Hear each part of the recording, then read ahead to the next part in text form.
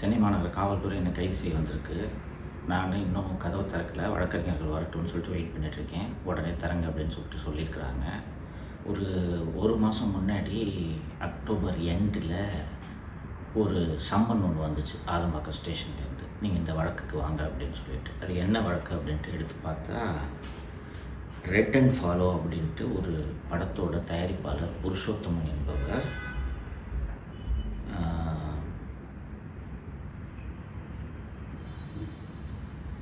27/6/2025 அன்று என்னை 30/6/2025 அன்று என்னை அலுவலகத்துக்கு வந்து பார்த்து, எனக்கு வந்து நீங்கள் என்னை பற்றி தப்பாக பேசிட்டீங்க அந்த வீடியோவில், அந்த வீடியோவை நீக்குங்க அப்படின்ட்டு சொன்னதாகவும், நான் மாலதி அலுவலகத்தில் இருந்தவங்க எல்லோரும் சேர்ந்து அவனை அடித்து, இன்னும் 10 லட்ச ரூபா கொடுத்தா தான் வீடியோவை நீக்குவேன் அப்படின்னு சொன்னதாகவும், அவன் கையில் வச்சிருந்த ஒரு 2 லட்ச ரூபாயை பிடுங்கிக்கிட்டதாகவும் ஒரு எஃப்ஐஆர் அப்படின்ட்டு அலிகேஷன் அப்படின்றது தெரிய வந்துச்சு.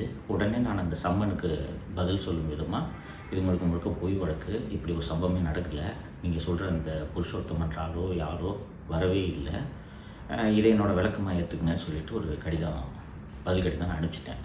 நவம்பர் 1 அன்றைக்கி நான் அந்த ரிப்ளை அனுப்பிச்சிருக்கேன். அதுக்கப்புறம் இது வரைக்கும் எந்த விதமான ஆக்ஷனும் போலீஸ் சைட்லேருந்து இல்லை.